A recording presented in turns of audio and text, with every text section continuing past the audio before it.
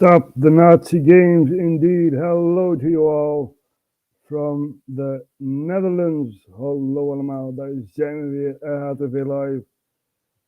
En natuurlijk gaan we het over politiek hebben en geopolitiek. Maar eerst laten we even iets zien bij de notificaties. Ja, want ja, Elon Musk, die vindt mijn post leuk. Ja, we hebben het zo net gezien. En we gaan even hier naar kijken. The result is an absence of checks and balances in Russia and the decision of one man's launch to wholly unjustified and brutal invasion of Iraq. Ja, dat was George W. Bush. Die had het over de invasie van Oekraïne. Ja, ik verzin het niet, hè. Ik verzin het niet. As you know, initially, the president of Mexico, Sisi, did not want to open up the gate to allow humanitarian material to come in. Ja, Joe Biden over de humanitaire goederen naar Gaza toe. Ja, daar komen we straks ook nog op. En dat laten we dan ook even zien. Dus, ja mensen, we worden gezien door Elon Musk. Ja, Elon Musk is watching us, RHTVLive from the Netherlands. And of course, we are streaming live from Maastricht. And over here in Maastricht, there is something called Carnaval. Now, most people in Maastricht are celebrating Carnaval, right? And we don't do that. We look at the news.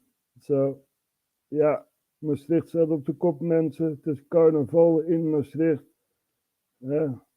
Bekijk de beelden van wat is los in Maastricht. Dan zie je de gekte.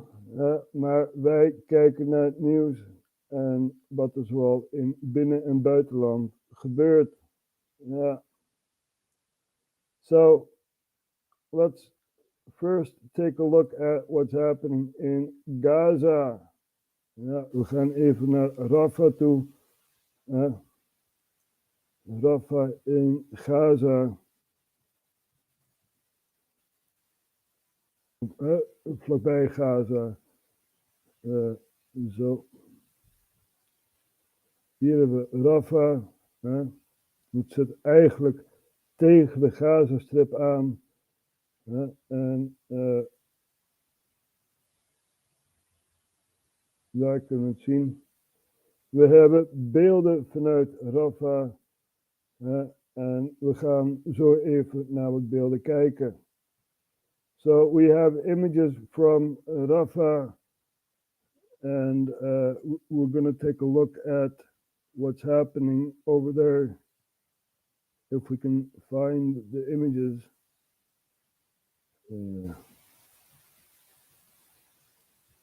So.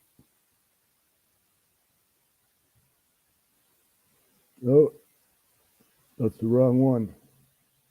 Oh well. AJ plus. AJ. Oh, nee. Nou ja. Even naar onze geschiedenis inderdaad. Het zat hier ergens tussen. So we're going to take a look at our history. Here it is. We're under bombing and so we're looking at Rafah, right? I just showed you guys where it is. And we're going to take a look at this here.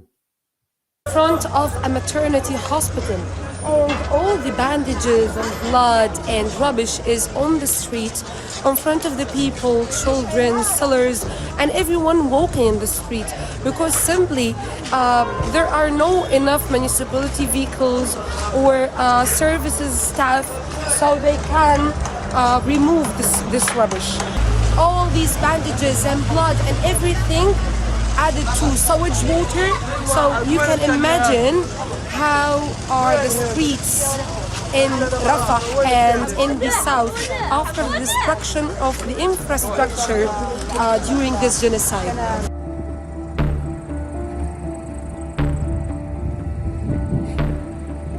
So a genocide does not only mean killing people, destroying their homes, displace them, kidnap their children and arrest them. It also means destroying the ways of living, destroying the infrastructure, the buildings, the municipalities, the electricity, the sewage pipes, destroying the sources of water and all these things. Even months after this genocide ended, it will be almost impossible to live normally again. I'm now in front of dozens of tons of rubbish on the street, on front of a shelter that hosts hundreds of thousands of people.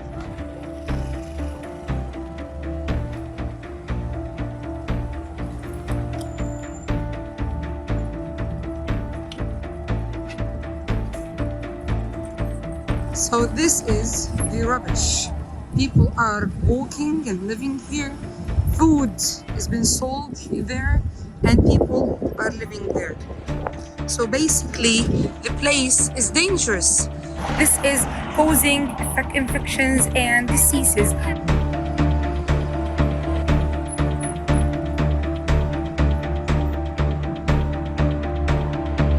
More and more vehicles are dropping the rubbish here, by the way, because there is no other places. The rubbish used to be either recycled or put in the borders, in a place in the borders to be burnt, but now the borders are dangerous, no one can go there. And by the way, this vehicle might be a voluntary work because there's no municipalities working, and anyone who got any truck or like vehicles like this could help people basically to get rid of the rubbish.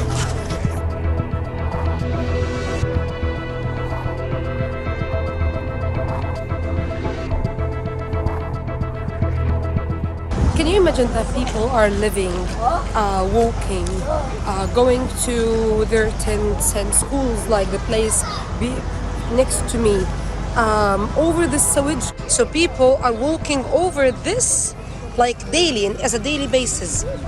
That's because the infrastructure is either bombed or the place is very crowded. I mean, we're talking about more than 3 million people only on Rafah. And that's why the situation of the sewage water, of the water in general, and the infrastructure in Rafah is miserable. As you see, the whole streets are drawn with sewage water. The water sector is also targeted. I mean, the water pipes, major wells and utilities were targeted. We are now on front of the coastal municipalities water utility, where people were targeted in this car while they were on the service, actually trying to reach the water for people who are under attack or under bombing in the areas of Khan Yunis and Rafah. وبالأمس القريب كان هناك 2 من أطقمنا يقوموا بتوزيع المياه على أماكن نزوح قام الطيران الإسرائيلي باستهدافه بشكل مباشر. التوجه يكون واضح لمن يتابع التقرير إنه نحن في مصلحة المياه مع البلديات ومع المؤسسات الأممية قمنا بتطوير ما يسمى خطة الجاهزية للطوارئ، وهذه الخطة تم تداولها من خلال المؤسسات الدولية مثل الصليب الأحمر مع الجانب الإسرائيلي. هناك لدينا سيارات مرمزة، أطقمنا وسياراتنا ورافقنا معرفة على إحداثيات XYZ. ورغم من ذلك. So we have this happening in Rafah, next to Gaza. Dit gebeurt in Rafah. We hebben net aangegeven waar het precies is. Het ligt naast Gaza. En hier hebben we Rafah. Eigenlijk is het een grensgebied. Rafah is groter dan wat het op de kaart aangeeft. Want Rafah is eigenlijk één grote stad door tweeën gesplitst. Ja, zo moet je het zo'n beetje zien. En ja, dat heeft natuurlijk zo zijn gevolgen. Als er bombardementen zijn en weet ik wat allemaal. Heel veel rioolspul komt naar boven drijven. En zoiets als er waterfaciliteiten kapot zijn en ja, zulke dingen. So many sewage comes upside, right, because of destroying water facilities and stuff like that, you know. And Rafah is basically one big city divided into two, right? So you have Rafah on the Egypt side and you have Rafah on the Palestinian side, the Gaza Strip, right? It's a border city, basically. And very, very sad to see what's happening over there at the border.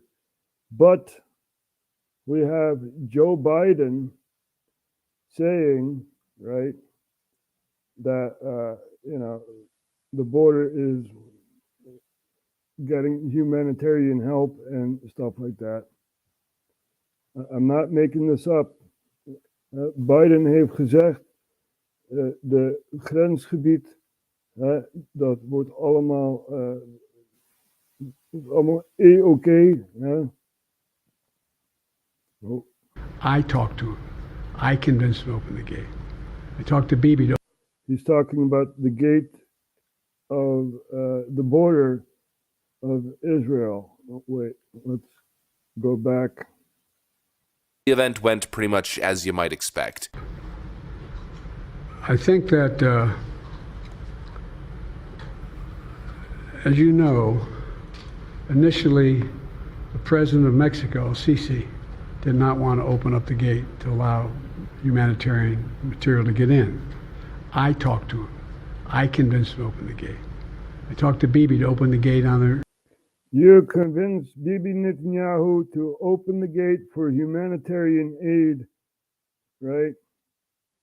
This is what you're saying, Mr. Biden. I don't believe you. I do not believe you. Because if we look at Al Jazeera, right, they're talking about the border with Egypt and the Gaza Strip. Even kijken. So, satellite images reveal how Egypt tightened borders with Gaza. Yeah. So there is no humanitarian aid going to Gaza. Okay? Let's take a look at this. Ja, we hebben dus Joe Biden die zegt, ik heb ervoor gezorgd dat de grens bij Egypte open is voor humanitaire goederen en noem het allemaal op. Terwijl eigenlijk de grens juist strenger bewaakt wordt en zoiets. We gaan even hier naar kijken. Well, Egypt has been stepping up its number of checkpoints along its border with Gaza. That satellite images are revealing this. Now, in November, construction crews began working on a raised strip of land some 200 meters away from the fence dividing Egypt from the Gaza Strip.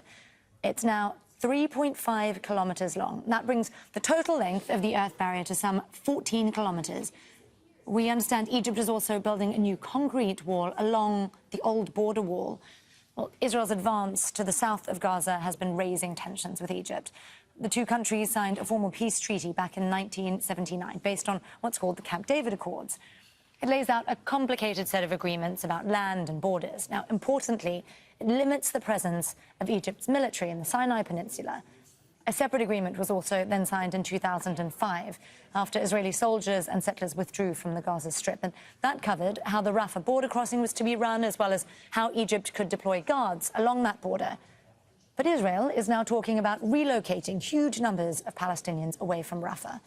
Egypt has warned that any attempt to move people across the border could lead to the termination of the treaty and the other agreements, too, between the two countries. Well, let's now bring in Mahjoub Zweri. He's the director of the Gulf Studies Center and a professor of Middle East politics at Qatar University. Mahjoub, always great to have you. As we've been reporting, Egypt has been clear that any forced mass displacement of people from Gaza is a red line for them. We see they're already fortifying the border area. What does that red line mean to Cairo? What kind of action could we see? Since November, there was a different messages coming from Cairo about the situation in Gaza. And the most important two messages: one, no displacement, people will not be allowed to go to Sinai. And the other important message, there will be no military operation on what's so-called Philadelphia cross-border with Egypt. And the security of that basically area will be under the Egyptians.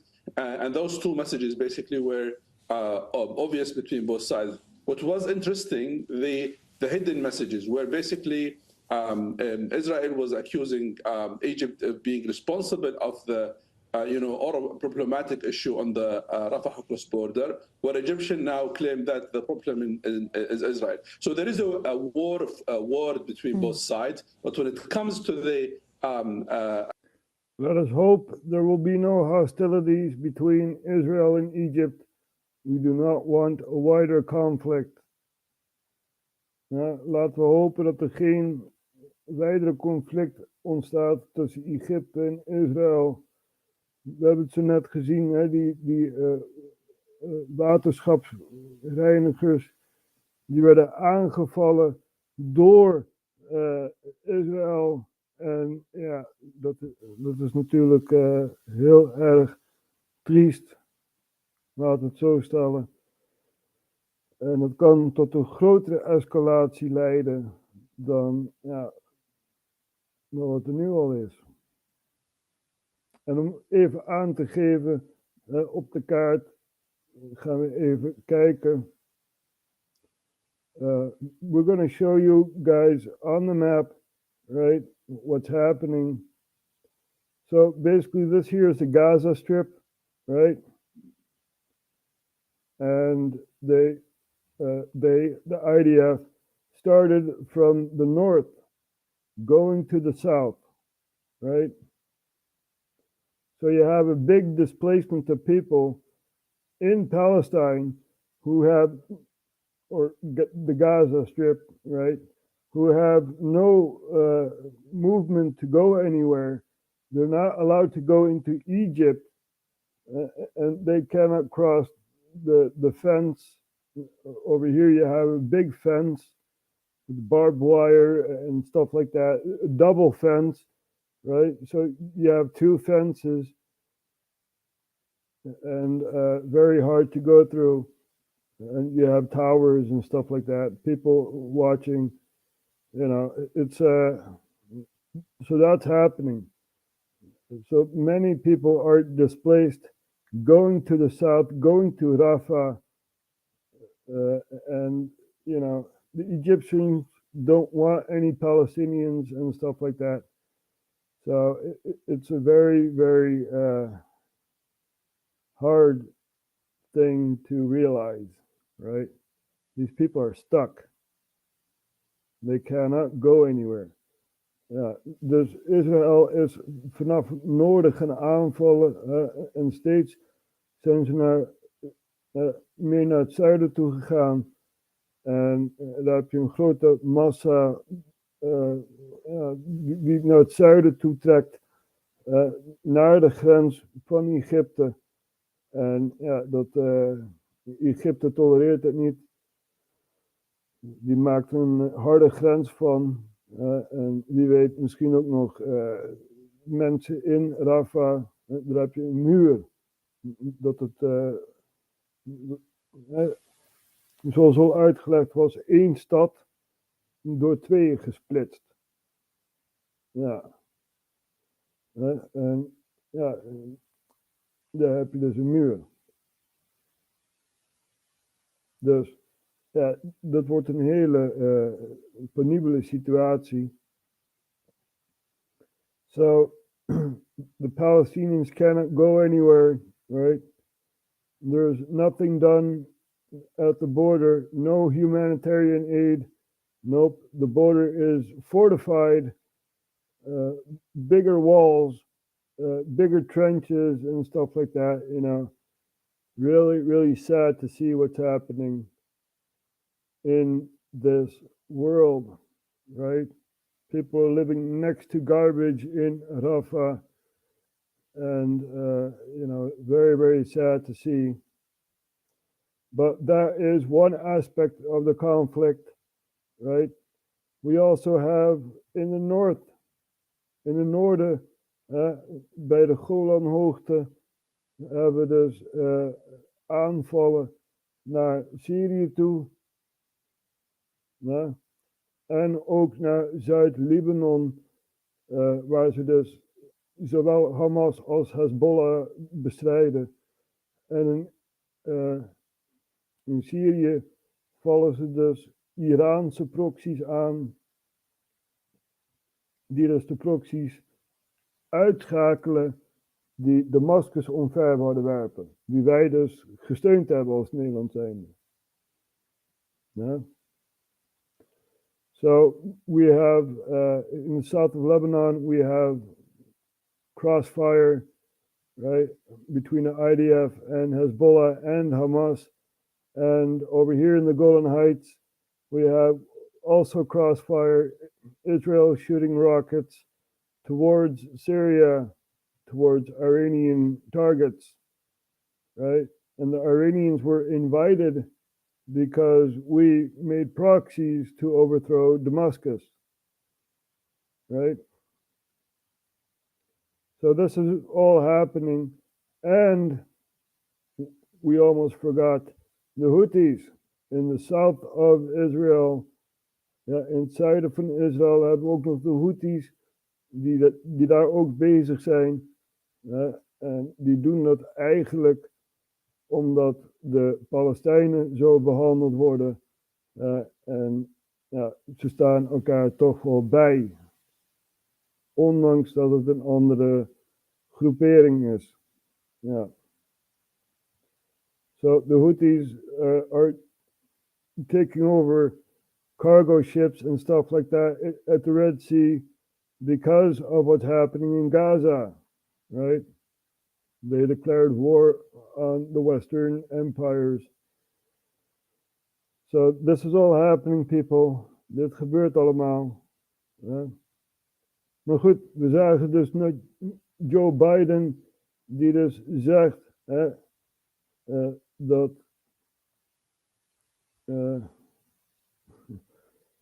dat Egypte de grens open doet en zo. Nee, daar klopt helemaal niks van. En ja, hij had het over Mexico. Ja. We gaan nog eens even beluisteren naar wat Joe Biden heeft gezegd. De huidige president van Amerika. So we're going to listen again to what Joe Biden had said, right, about the Gaza Strip.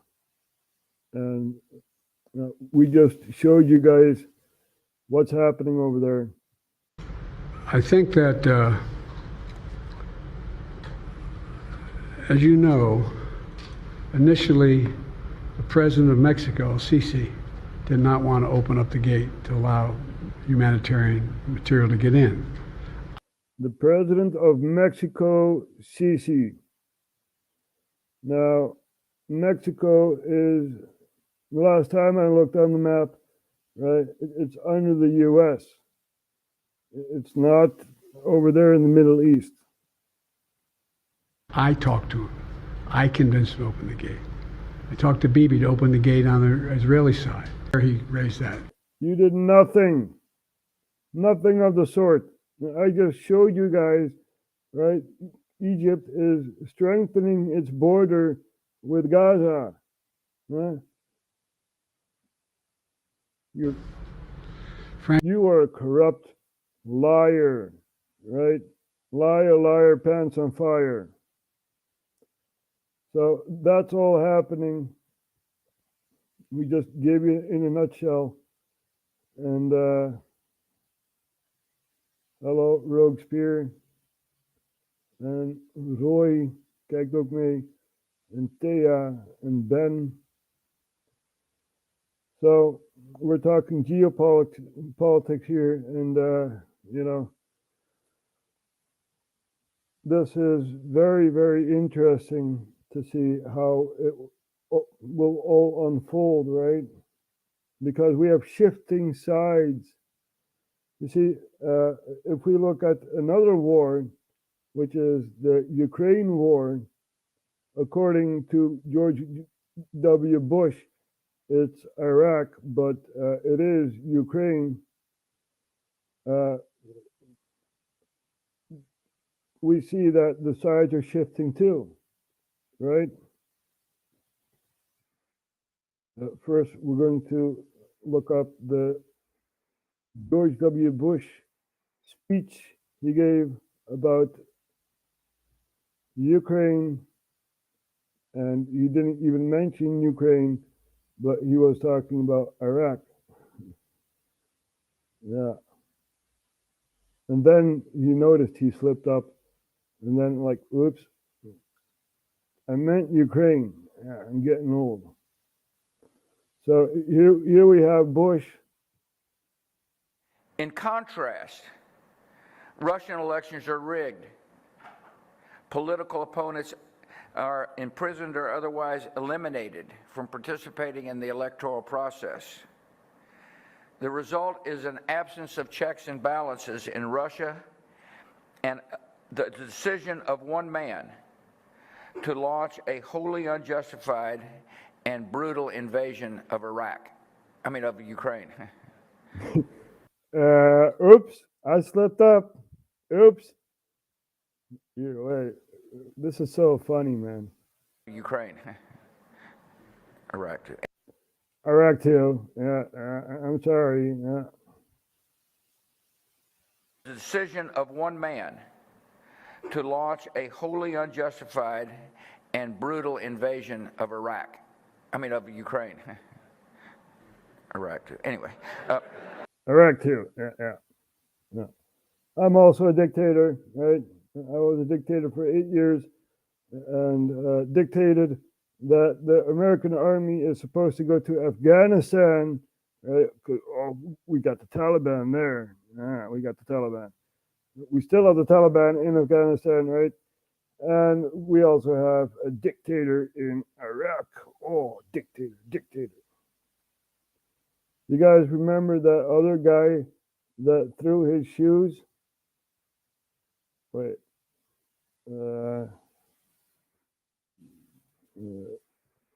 Shoes thrown. So George W. Bush was standing with what was his name? Nuri al-Maliki or something like that. And there was this guy very pissed off that Iraq was,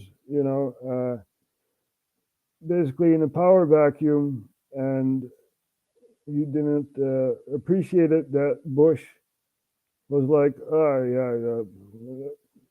it's stable here, and we're working along with the Iraqi government and blah, blah, blah. Here. Consider it an important step on the road toward an Iraq that can sustain itself, govern itself, and defend itself. But let me talk about the guy throwing the shoe. It is one way to gain attention. It's like going to a political rally and having people yell at you. Oh man, did we miss that? Wait.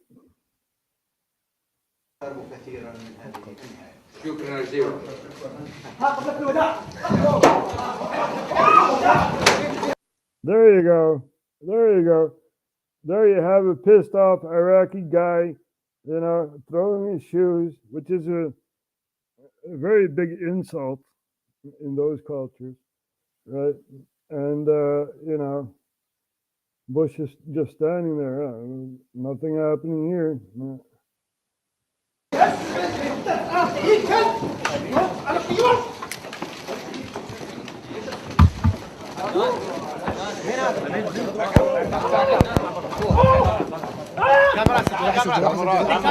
That guy has a reason to be pissed off, right? You guys lied about weapons of mass destruction. There were no weapons of mass destruction. Look in the mirror, man, and see what you're doing. The whole country is in a power vacuum, or was in a power vacuum. It now has a parliament, and it's insane. And now you guys are waging war in Ukraine, really?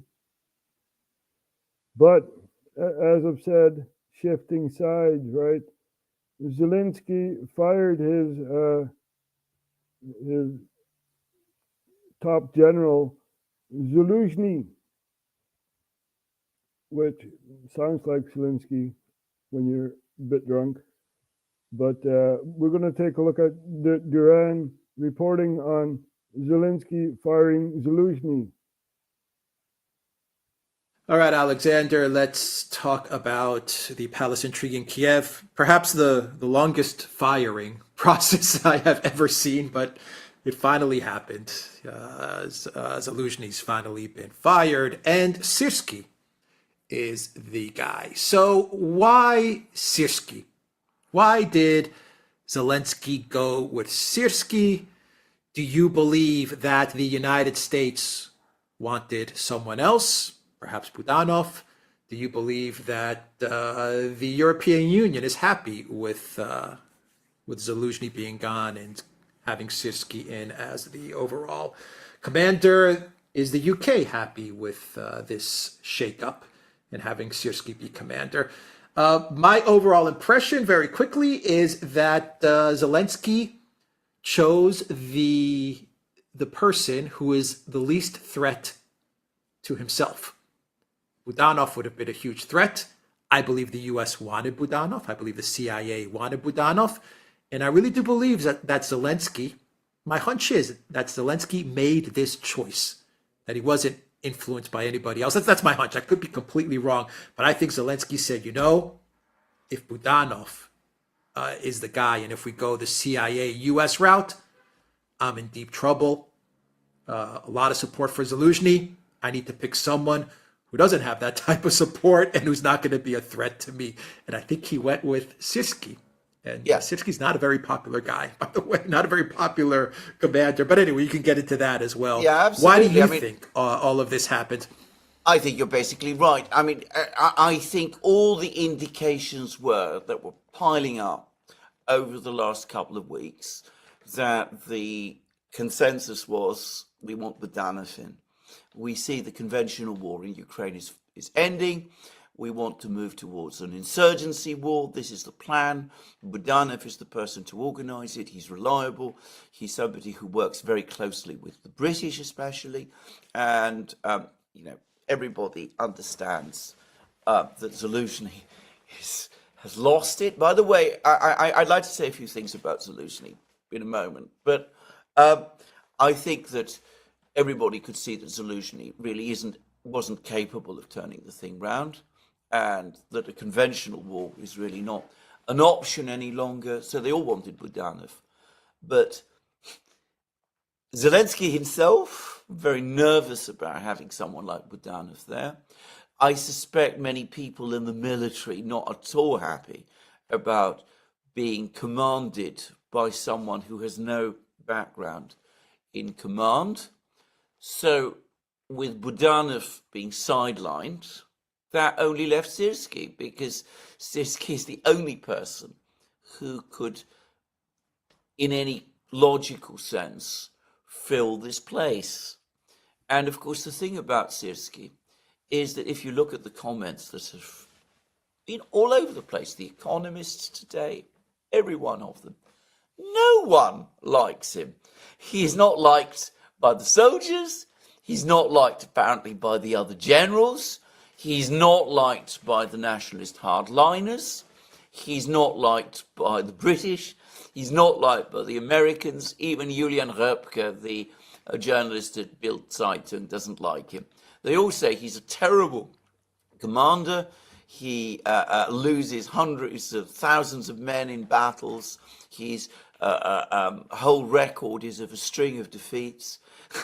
Why appoint someone like this? Well, you're absolutely right. He's no conceivable threat to Zelensky. He's the last person to be able to organize a coup. It's not as if the other Ukrainian generals would be happy to follow his lead. So he's safe for Zelensky. He's more safe than Zaluzhny was. He's more safe than Budanov was, because Syrski's position is a weak one relative to the other parts of the military.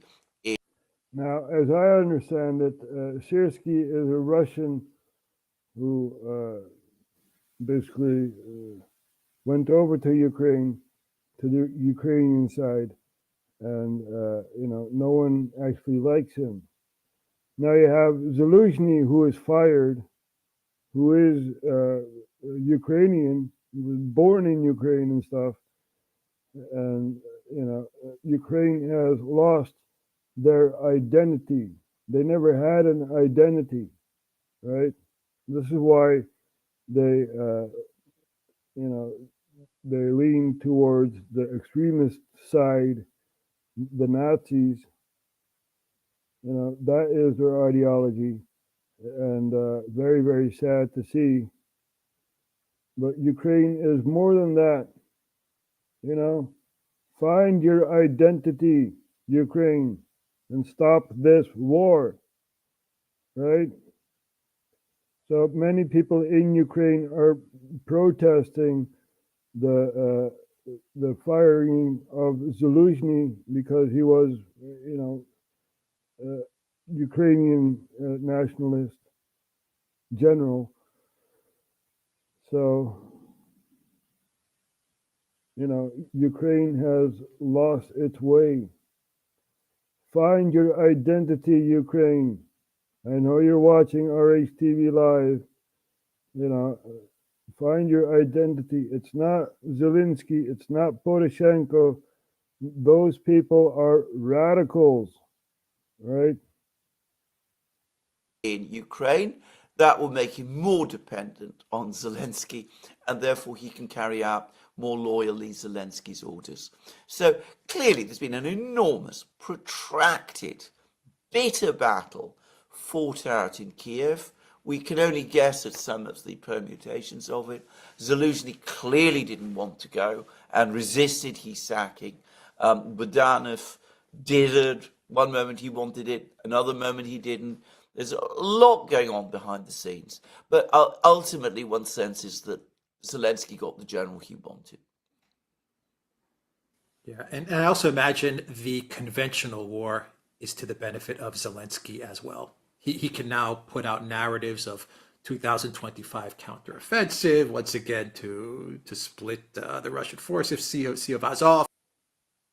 This is a repetition of stuff that he already did, right? There was supposed to be a great offensive in Ukraine, and that was last summer, and that did not work out. And why didn't it work out? Because if you look at the strategy, the tactics Russia uses, right? Their strategy tactic is take a piece of land and then retreat, and make ditches and stuff like that, make it hard to obtain the land, right? And then go to your defensive line, and from there you can, shoot their sitting ducks. And this is what's been happening for 2 years, right? Going forward, then making these barricades and stuff like that, and going backwards to the defensive line. This is why the line is flowing all the time. Then Ukraine gets a part of land, and then heavy fighting, and then they need to withdraw, right? and Russia takes over the land they already took over. And this is how Russia is nearing inch by inch, but still staying on the defensive line, right? This is tactical warfare we're talking about. And the defensive line is Zaporizhia, Dnipro, and all the way to Kharkiv. So that is basically the defensive line. And sometimes they go forward, and sometimes they go backwards, right? So that's going on. Dus Rusland gaat een stukje naar voren en dan maken ze barricades en zoiets en dan gaan ze weer terugtrekken bij de defensieve lijn en daar vanuit wachten ze tot de Oekraïners komen en dan wordt het heel moeilijk gemaakt voor de Oekraïners om dat stuk land weer terug te veroveren. Ja. Want je moet over de barricades heen terwijl je beschoten wordt. Ja. Dit gaat al 2 jaar lang gaat het zo. En dat houdt me niet op. Er komt steun vanuit NATO. Nederland onder andere. Die drukt door. Van, we moeten Oekraïne beschermen, bla bla bla bla. So the Netherlands is financing the Ukraine war. The country that has the Peace Palace, right? Vredespaleis, in Den Haag. So here we have the Peace Palace in The Hague, where you have the International Court of Justice, right? Internationaal Hof van Justitie. And, it's supposed to be the Peace Palace. Yet we, as the Netherlands, are waging a war against the Houthis, right? And we're financing a war in Ukraine. So the people in power in the Netherlands are monsters, right? Monsters. We hebben te maken met monsters in Nederland. We hebben het over vrede, terwijl we dan... we steunen ook nog Israël, hè? Ook dat nog. We are also supporting Israel. And we are supporting Ukraine. Dit gebeurt allemaal, mensen. En dit is eventjes om een beeld te geven van wat er nou allemaal gebeurt. En daar hebben we nog niet eens gehad over de oorlog in Sudan. Dat is ook al een hele lange tijd gaande. Al zo'n 5 maanden zo'n beetje. In Sudan, we also have a civil war, right? We have the army against the paramilitary army, the RSF, Rapid Special Forces, and they're still fighting. And there's also a very big population displacement in Sudan, people going to Chad and other neighboring countries, right? So Egypt is smack in the middle of 2 wars. You have Sudan war going on, and you have Israel cleaning up the Gaza Strip. And very, very sad to see. Dus Egypte zit tussen 2 slagvelden in. In Sudan heb je de oorlog, het leger tegen RSF. En in Israël heb je dus de Gazastrip dat ontruimd wordt op een vrede manier. Het is echt bommen gooien en die mensen kunnen nergens naartoe. the people in the Gaza Strip cannot go away from the Gaza Strip, right? They're locked in there. It's a genocide. Yeah. And yeah, Israel has the right to defend itself. But what about the Palestinians? Don't they have the same right to defend themselves? Right? You know, these are things that we need to talk about.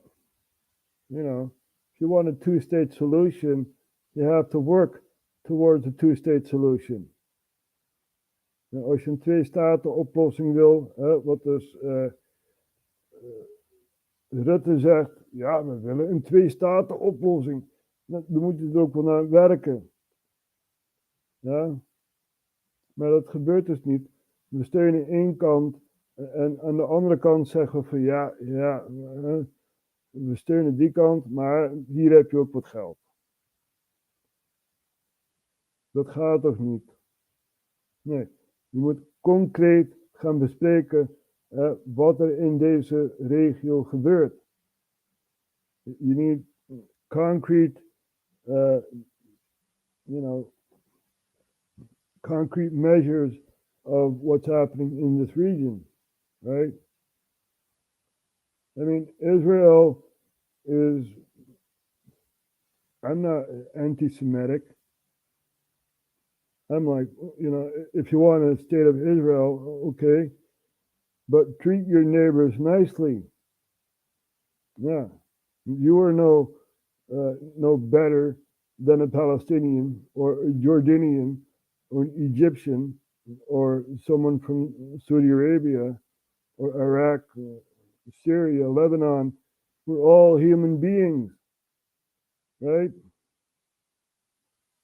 We zijn allemaal mensen en we moeten met elkaar omgaan.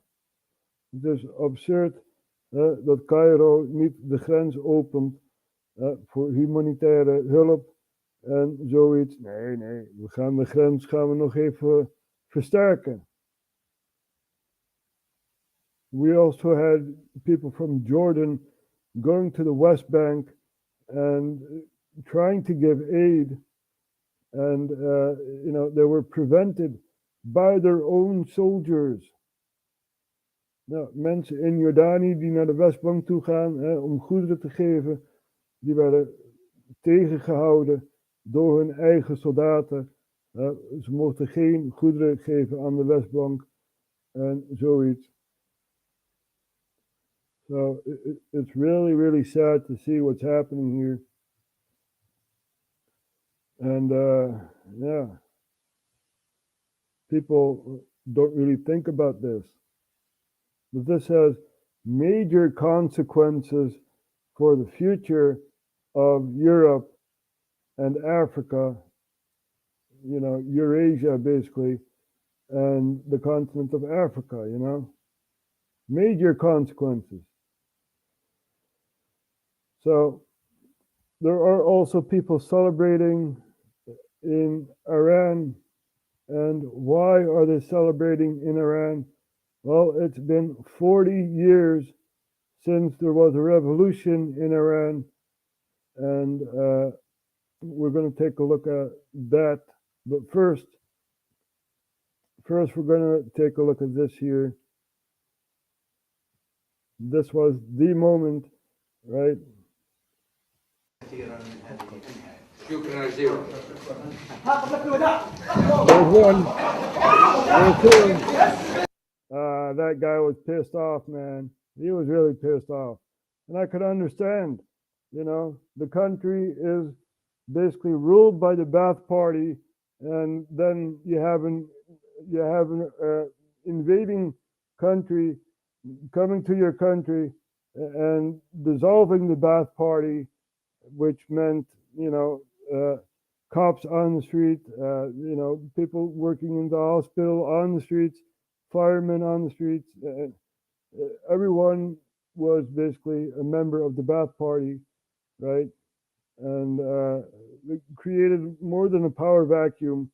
It created a vacuum within civil service and stuff like that. This is why Iraq was in a civil war for so long, right? So,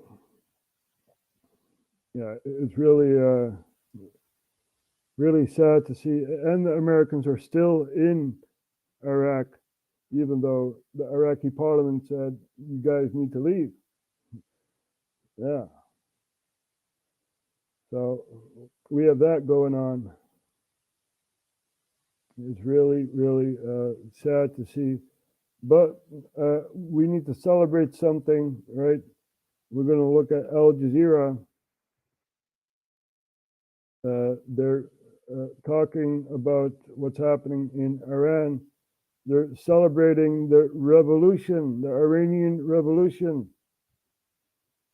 So the 45th anniversary of the Islamic Revolution. This is an important day for the establishment here. It's always been used to highlight its achievements and rally the people around the ideologies which fueled the revolution in 1979. But it's been a tumultuous year here, from a crumbling economy, rapid unemployment, and a brutal crackdown on dissent.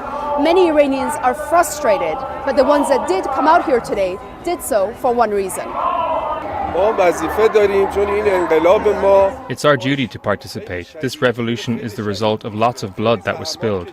There were many victims for the revolution, so it's our duty to protect it. I think it's the duty of every Iranian to support the revolution and the country. By coming here, we show that we stand by the revolution despite all the difficulties and problems. I'm here today to say I support the Supreme Leader forever. We are all united and will never stop supporting the leader. That unity is what President Ibrahim Raisi is praising here. 45 years on, despite unprecedented foreign pressures and internal discontent, this is the Iran the authorities want to highlight. Dorsa Jabari, Al Jazeera, Tehran. So in Iran, you have the Ayatollah Khomeini, which is basically, a religious guy, and he's meditating, getting words from Allah, and then, people write his scriptures and stuff like that, and that will be law, right? This is what the Iranians want. 45 years after the revolution, there's still quite a crowd, right? We're also going to take a look at this here. Iran is marking the 45th anniversary of the 1979 Islamic Revolution.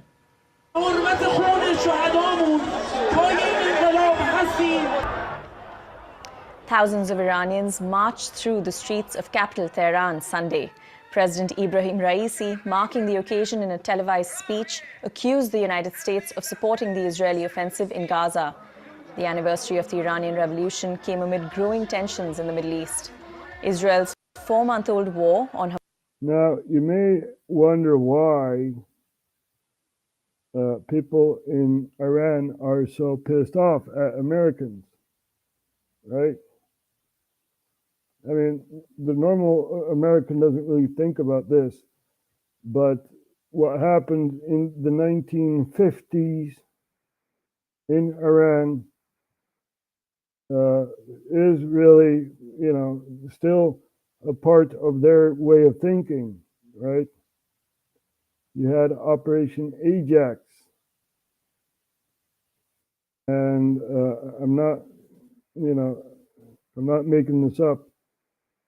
This was a coup in 1953 in Iran. Basically, you had a president voted upon and stuff like that, and that president nationalized all the oil and other resources they had, right? Which meant America and other foreign investors could not invest in Iran. So they had a coup d'etat, Operation Ajax. There you go. 1953 Iranian coup d'etat. It's called TP Ajax, also known as Operation Ajax. So the CIA and other factions had made this coup possible, right? Mossadegh was the prime minister, and he was removed. Bye-bye, Mossadegh, bye-bye. And if you think that this is just history, we also have the Pakistani leaks about U.S. intervention with Imran Khan, right? The then Prime Minister of Pakistan. And talking about Pakistan, there were elections in Pakistan, and that is also very complicated. But we're going to show the U.S. intervention in Pakistan. Here we go. Leaked documents implied U.S. involvement in Imran Khan's ouster. India Today. Now, Imran Khan was someone who was neutral on the Russia-Ukraine war, right? America wanted its allies to say, Russia, you are bad, we're going to sanction you. And they put pressure on Imran Khan to sanction Russia. And he was neutral on this. So you have the U.S. State Department basically, thinking of reasons to ouster Imran Khan. And Imran Khan knew this, that there were intelligence, and he wanted to freeze Parliament. And Parliament said, nope, we're going to freeze you. You're going to get house arrest. And now he's in jail. And the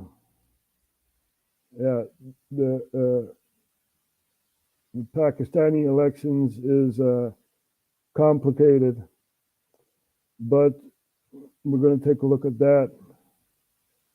Let's see how that ended. Pakistani.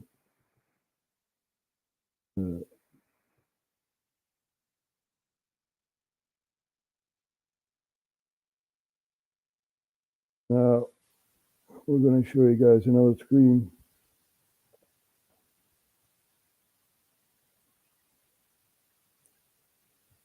Here you go. Great tragedy. Now, I hope this is in English. I believe so, because the description is. So we're going to take a look at this here. Former Prime Minister to cut deals with the rivals and the independents as well. बहुत खुशी की बात होती कि हमें पूरा mandate मिलता और हम अक्सरियत पार्टी बनते और गवर्नमेंट बनाते। अगर ऐसा भी होता तो हम बाकी अपनी इत्तेहादी पार्टियों को भी दावा देते कि आप भी हुकूमत में हमारे साथ शामिल हो जाएं। Now, my Pakistani is very bad. Let's see. These are the election results, right? So it's going to be, hard to make a coalition, I guess. And this Sharif guy is the brother of the former president of Pakistan, right? So. और मोहतरम मौलाना फजलुर रहमान साहब से मुलाकात करें, MQM के साथ मुलाकात करें. Nope, I do not understand this.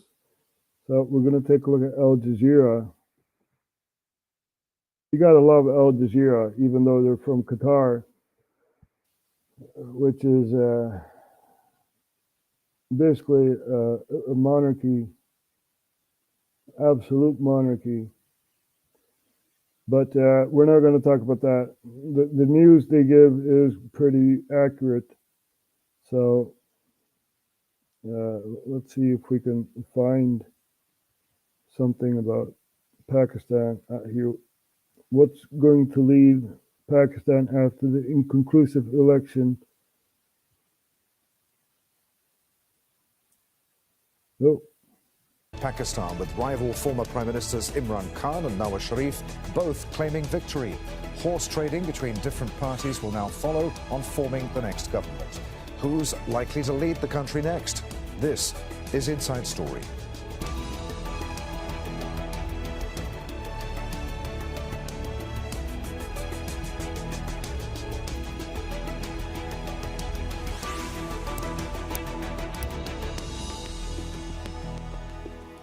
Hello, welcome to the programme. I'm Adrian Finnegan. There can only be one winner, but already two former Prime Ministers say they've come out on top in Pakistan's parliamentary election. One of them, Imran Khan, is in jail, protesting his innocence after convictions for corruption and other charges. He and his Tehreek-e-Insaf for PTI party were barred from running, but independent candidates loyal to him won at least 100 of the 266 seats in the National Assembly. The Pakistan Muslim League Nawaz Party, led by Khan's main rival and three-time Prime Minister Nawaz Sharif, came next with 71 seats. Sharif says he's starting talks about forming a coalition. The Foreign Ministry has strongly rejected criticism of the vote by the US and EU, insisting that it was peaceful and successful. So, where does all this leave Pakistan? What next for its people and a country with serious economic difficulties, as well as deep political divisions? We'll be asking our guests these questions and more in just a few moments. But first, a report from Imogen Kimber. Nawaz Sharif claims victory after Thursday's general election in Pakistan. Despite his PMLN party failing to win most seats in parliament. As we don't have enough of a majority to form a government on our own, we're going to invite allies to come and join us, and we'll form a coalition government. It's independent politicians affiliated with the jailed former Prime Minister Imran Khan who won the most seats. And they've declared victory too. Yesterday, you laid the foundation for Hakiki Azadi. Using artificial intelligence, Khan broadcast a message to his supporters from behind bars. Despite 2 years of injustice and atrocities, we have won the 2024 election with a 2/3 majority. Everyone has witnessed the power of your vote. Now, demonstrate the strength to protect your vote. The success of Khan's candidates comes despite him being jailed on corruption and other charges. He says they're politically motivated and fabricated by the Pakistani military leadership. His PTI party was barred from running, forcing candidates to stand as independents. Rallies and online events were banned, as was the PTI party symbol, creating particular difficulties for voters unable to read, who would normally use party logos to make their choice on the ballot paper. Party officials said the restrictions were directly targeted at supporters. We are in position to govern in at least 3 provinces, but the process of engineering is still going on, and their effort is to stop us from sharing in the government. As well as allegations of vote rigging and violence in the lead up to the elections, there was a total mobile phone shutdown and an unexplained delay in the delivery of results. We were taken aback when the election results changed overnight. How did the table turn in favor of the PMLN, although the people had voted for Imran Khan? You must realize this was not an election, it was a selection. The PPP party of Bilawal Bhutto Zardari came in third. He's from a political dynasty. His mother, Benazir Bhutto, was Prime Minister before her assassination in 2007. His grandfather, Zulfikar Ali Bhutto, was President and Prime Minister and was executed in 1979 after the military seized power in a coup. Who said politics was boring, huh? So we have that going on in Pakistan, right? Very interesting thing from Al Jazeera. And we're also going to take a look at Ukraine again, because, you know, as I've said before in the broadcast, shifting parties, right? We showed this here. Zelensky fires Zelensky.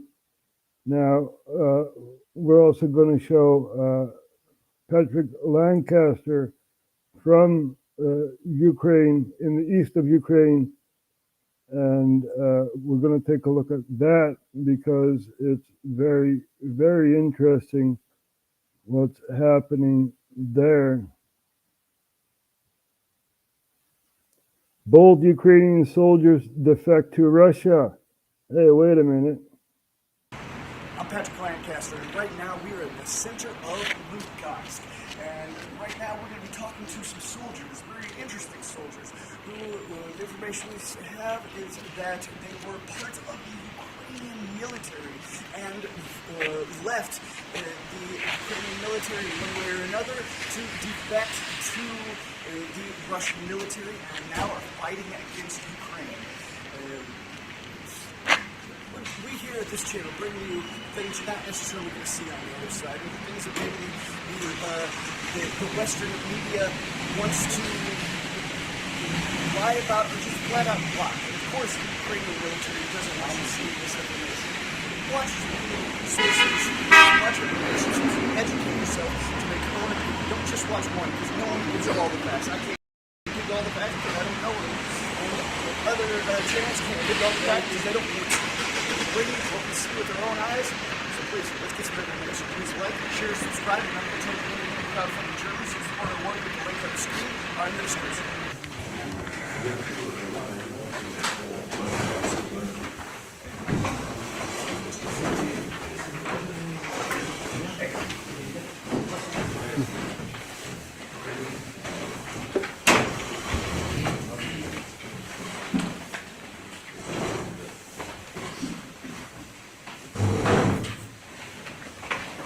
Добрый день, можно начинать, да? Николай Николаевич, может вы представите коротко всех, а дальше уже, если можно. Да, могу, конечно. Ну, давайте, я... Let's start. I'm Nikolai Yakovich or something like that. There are my fellow servicemen. They are also former Ukrainian servicemen like me. Заказчик Николай Николаевич. Это мои сослужители, такие же. Even he has trouble speaking it.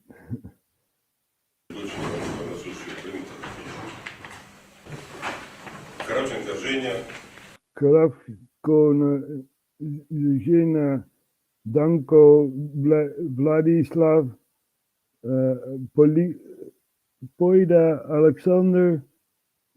These are his mates that basically shifted sides. Данько Владислав, Пойда, Александр Пойда, Метлюк Кирилл и последний у нас Беженский. Ну, в чем... I was a professional soldier. I served since 1990. I was captured, well, not captured. I surrendered in Mariupol on May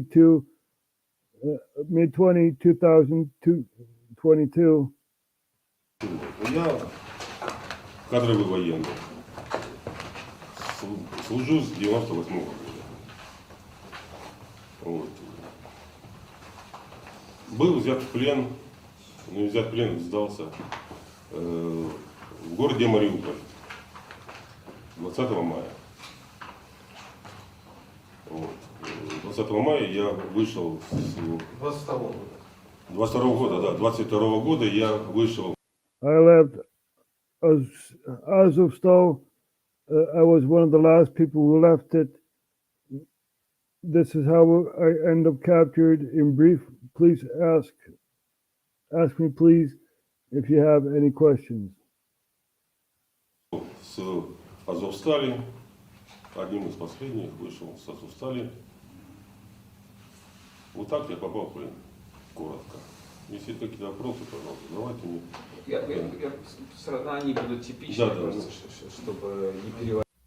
I'll start because most of the questions are typical, so there is no need to translate them all the time. They will translate it afterwards. С какого вы вышли 22 мая, получается, 22 в конце. So you left the plant in the end of May 2022, right? Yes. Да, 22 года, да. Значит, когда и при каких обстоятельствах вы... When and under what circumstances you made the decision to join the armed forces of the Russian Federation?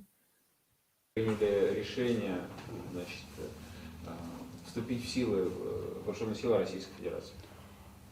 Ну, после... After I voluntarily surrendered, I was brought to the Yelenikova settlement. There was a gathering point. I was there for 20 days, and then I was sent here. Добровольной сдачи в плен я попал в поселок Еленовка, ну, как сборный пункт был пленных там. Вот. Находился там 20 дней, потом был переведен сюда, ну, в другое место, вот. И время обдумать у меня. So I had a lot of time to think. I saw everything with my own eyes, what was going on in Mariupol, people in basements, shooters in windows, even though civilians were in basements. Очень было много. Я видел все своими глазами, что творилось в Мариуполе, как люди в подвалах находились, как стреляли с окон, и несмотря на то, что мирные жители находились в подвалах, там никто их не выводил, перебегали. Nobody made them get out of there. They were shooting at the units of the Russian army. I saw everything when I was brought to another place, Ukraine / Yelenovka. So we have shifting sides, right? And these people are choosing for the Russian Federation instead of the Ukrainians. So this is how you prolong a war, right? And this is, Ukrainians don't even see the truth of what's happening. Many Ukrainians think that Russia is attacking Ukraine because of, they want their lands back or something like that. No, that is not the case. As Putin said, Ukraine is your land, right? We just want stability. We want peace. That is what we want. And we don't want you, Ukraine, to join NATO. We want a neutral Ukraine. That is the Russian view, right? But the Europeans say, nope, we're not going to do that. You guys got Crimea, and we want Crimea. That's what we want. That's what the whole war is about, right? Basically, it's Crimea. Who controls the Black Sea? Now, the Mediterranean Sea is international waters, right? You also have the Baltic Sea, which is also international waters. So the only real area Russia has is the Black Sea and the Sea of Azov, which is this one here. So those are the only access, to waters from the south of Russia. So the Black Sea also has connections to the Mediterranean Sea. right? We have the Strait of Istanbul. Let's zoom in Istanbul. It used to be Constantinople a long time ago, but now it's Istanbul. So, you can't see it yet, right? There we go. We have a strait. There we go. So many cargo ships go through the straits and end up in the Mediterranean Sea, right? This is how Russia supported and supplied Syria with, lots of stuff they needed during the Syrian civil war, right? Easy access to the Mediterranean Sea, even though it's international waters. So that's what the whole war is basically about, right? The Black Sea and who has dominance over the Black Sea. So there's a lot to talk about. We haven't even started about the protests in Europe. We have shown it, but many protests have died out, and everything is back to normal, except for France, of course. France is still protesting, but everything is back to normal. Now, who knows? We have the European elections coming up.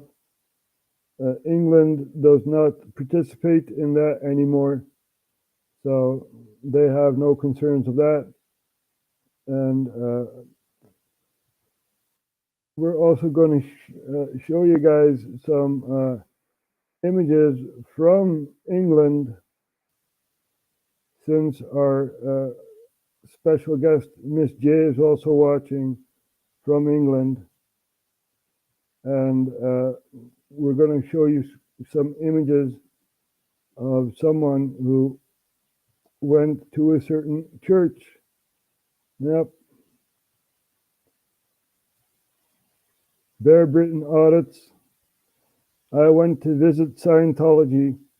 So let's take a look at this here.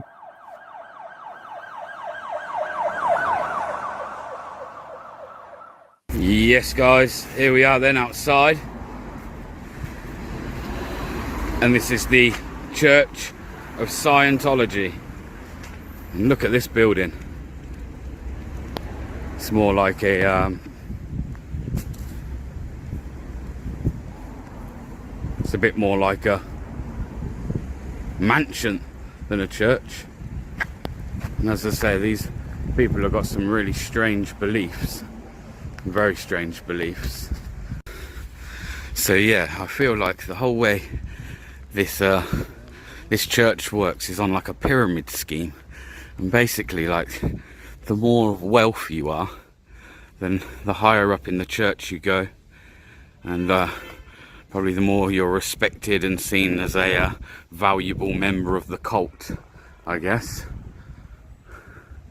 Anyway, let's go in. Let's go and have a look in here.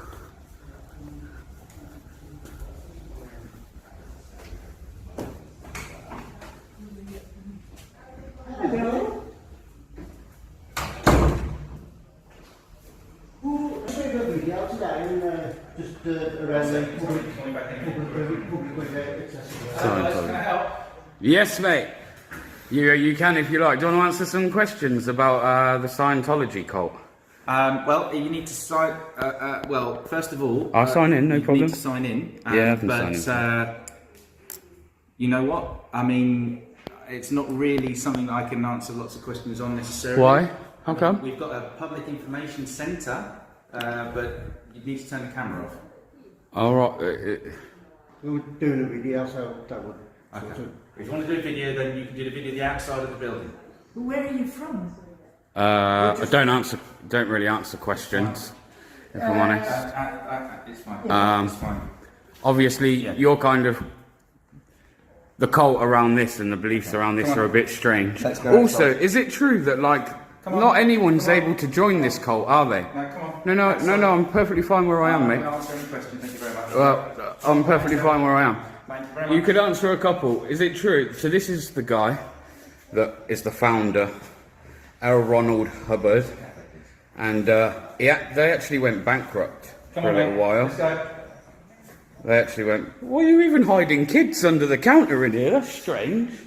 I think that's strange. Hello, buddy.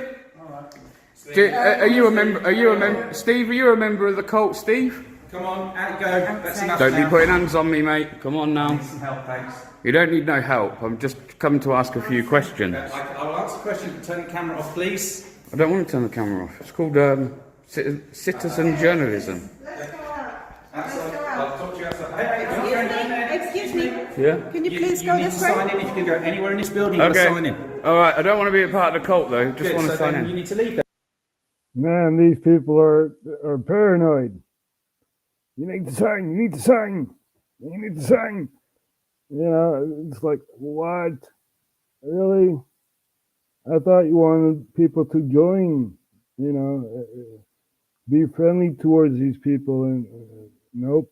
If you got money, yeah, then they're friendly towards you. So it's really amazing what people tend to believe, right? The Palace of Xenu, some alien. Really, really weird. We have Ollie the Octopus, right? Who went to the belly of the beast, and you know, he sang a song. So this is in front of the Scientology in London. But he was in the belly of the beast. Here we go. In the belly of the London Scientology beast. Multiple. I don't know why people, you know, believe in all that crap. Xenu, an alien that gives you godlike powers and stuff like that. Oh my God, really? Really? People want to believe that? Who knows? Who knows? You know, there's so much going on in the world. But I don't believe that. You know, I do believe in cults and suppression of people within the cult, right? You're not supposed to talk about this. L. Ron Hubbard was a fantasist, a science fiction writer, Scientologist, sacked from the Navy 4 years ago. He wrote a book called Dianetics, and here's how it goes. Come in for a personality test. 2 minutes. 2 minutes. We know Can you just not do that, please? Oh, it's 2 minutes. Being told by an alien. Can you not? Called Xenu. Called Xenu. L. Ron Hubbard was a fantasist. Excuse me? A junkie womanizing Scientologist. Woohoo! Well concocted in laboratories. Popular with stupid people like Tom Cruise. Tom Cruise! Coming for a personality test. Ignore psychologists, we know best. Cause we've been told by an alien called Xenu. Whoa, L. Ron Hubbard was a fantasist. Now he's a liberated fetus Scientologist. So leave your friends and family behind. Give him all your money, let him fuck up your mind. Woohoo! Come in for a personality test. Yeah! Ignore psychologists, we know best. Cause we've been told by an alien called Xenu. Whoa! Excuse me. Can you leave? You're not allowed in here? Oh, we're just here to, you know, expose the truth about Scientology There's no and. place you were going to and just walk in and take over. No. You guys are free to exist, and we are free to protest. Can you do it? You are free to exist and we are free to protest. Yeah, that is true. You know, takes a lot of guts to be in the belly of the beast and, you know, singing your song. We love you, Ollie. We love you, Charlie, for doing this, for raising awareness. And also Miss J, her channel raises awareness of the Scientology cult. So we also love you, Miss J. We need to spread love instead of division, right? Yep, Xenu, some alien, you know, okay, people believe in this. And people also believe in the spaghetti monster, right? It's really amazing. Really, really is amazing. But we have another song from Ollie the Octopus. You're paying attention now, aren't you? Yeah. And that will be the last song, and we'll close off. Now, what happened here was the London riots. We will never forget what happened during the London riots. There was 2 people shot and killed by the cops, and people wanted information, did not get the information, and they were pissed off, and they created a riot, a small fire that spread out through London, through the boroughs of London, and you know, this is very sad to see, but also understandable, because people like Boris Johnson, who was a mayor of London back then, was partying at Downing Street, you know, partying and stuff like that. And we also have the president of Finland who was partying, right? But Boris Johnson did the same, whilst the whole population was supposed to stay at home and this and that, you know. Rules for thee, but not for me. That is not how it goes, right? Everyone is equal according to the law. Salon selected. Let Boris speak. Let Boris speak.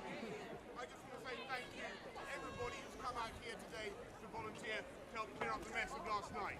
Thank you. You are the true spirit. No, you are the true spirit. Well, what happened with Ukraine, right? The Istanbul agreements. Yeah, you came in, Boris, and you said, screw you. We're not going to sign a peace deal. Nope, nope.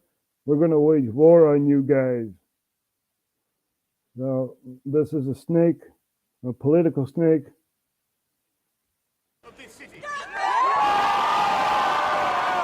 In the streets of London, the peace has been disturbed. Fires burning everywhere, the language of the unheard.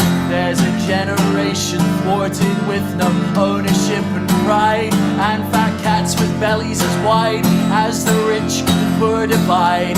A broken social contract, bottom up austerity. Oh, we can condemn it, but we're paying attention now, aren't we?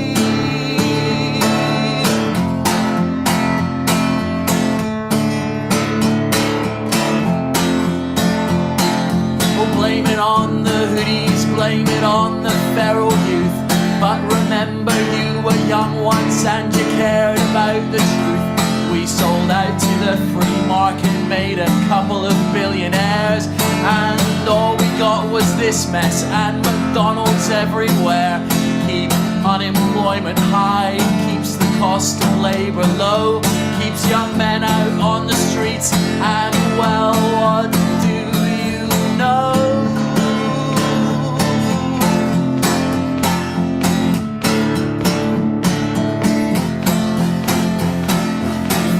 Down to Dixon's, you can take some stuff for free. You can get an Apple Mac and a high-def TV.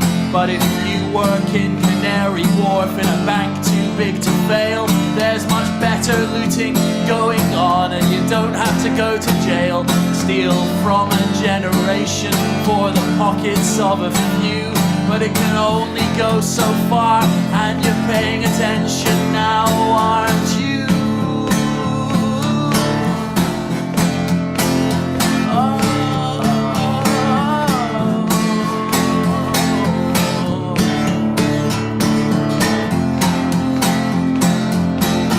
In the streets of London, the peace has been disturbed. Fires burning everywhere, the language of the unheard. There's a generation thwarted with no ownership and pride, and fat cats with bellies as wide as the rich and poor divide. A broken social contract, bottom up austerity. Oh, we can condemn it, but we're paying attention now, aren't we?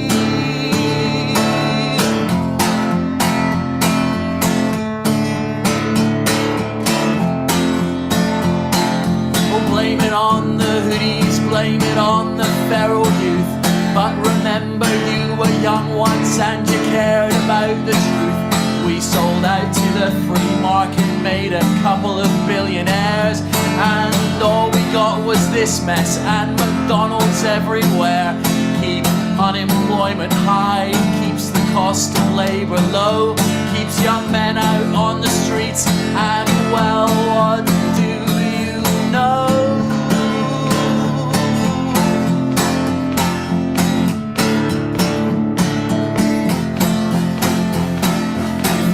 Down to Dixon's, you can take some stuff for free. You can get an Apple Mac and a high-def TV.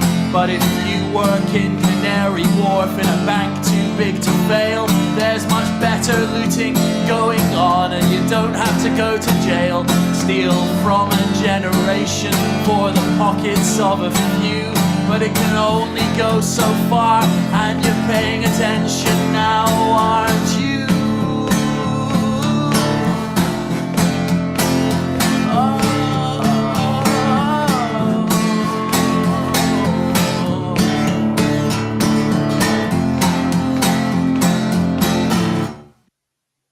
Well, I hope you are paying attention, because this is a call to action, right? Action to change the world. It's a very, very important message we got here. We have one planet to live on. One planet. One planet we share, right? And we have to share it with each other. There are no enemies. You know, only the ones we create by ourselves. Russia wanted to join the EU and NATO and stuff like that, but Russia was put on the side. Nope, we don't want to integrate you within the European Union. No, we don't want that. No. No, why not? Because you need an enemy. I thought the enemy was in Iraq, right? Oh, Saddam, weapons of mass destruction, this and that. And then it became Libya. You guys remember that? Oh, Gaddafi, bad guy, blah, blah, blah. And then it became Syria. Let's not forget Afghanistan, right? Leave these people alone. It's not for nothing that Niger, Mali, and Burkina Faso said, bye, France, bye. You are exploiting us, you know, taking our resources, making, advantage of our resources, and we are still a poor country. That is not fair. We have to bring fairness back, right? we have a very important job. So I thank you all for watching, and I'll see you guys next time.